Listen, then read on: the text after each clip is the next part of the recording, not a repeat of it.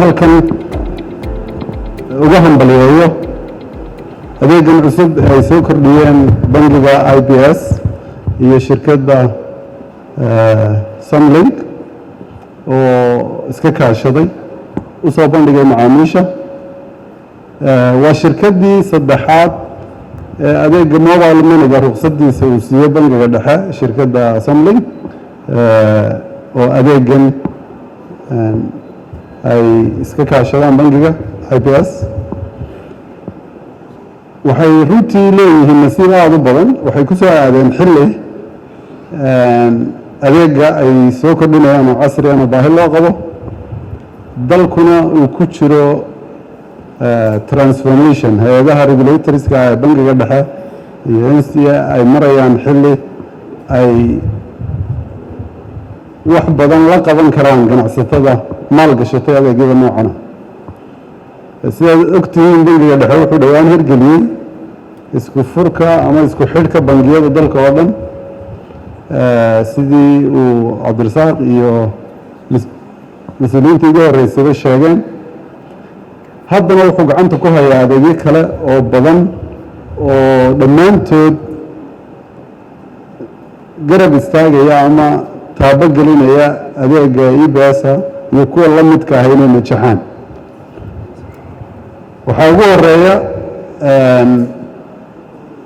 Somali Payment Switch oo isku xidho u noqon doona dhammaan merchantiska dhulka wax looga iibsado adeegyada IBS ay ka midka tahay, iyo ATM-yada kala duwan, dhammaan wax kala iibsiga mobile walletska isku xidhaya. haddii la yidhaaho waxaan adeega iyadana sanadkan cusub launch garayn doonaa ama bangiga dhexe uu hirgelin doonaa waxaan loo yaqaan national QR code oo ah fure ama miftaax qaran oo dhammaan qulqulka lacagaha isku xidhay wax kala iibsiga. kaasina waa tallaabo kale oo dhowaan uu bangigu hirgelin doono. taasi waxay markhaati cad u tahay in uu dalkeenu ku jiro transformation, weliba bahda financial sectorka aan idhaahno, in loo guurayo innovation iyo adeegyo casri ah oo uu tusaale u yahay kan aynu maanta daah furayno ama u wanqalayno ee adeega IBS-a. bangiga dhexena wuxuu suuro gelin doonaa inay adeegyadaas oo dhami ay helaan bay-ad u saaxiiba ganacsiga iyo wax kala iibsiga oo markaa kor u qaada tayadii ay lahaayeen, bulshadana gaadhsiiya inay ku adeegtaan. waa laga yaabaa in la isweydiiyo haddaa waxaan arkayay iyadoo laleeyahay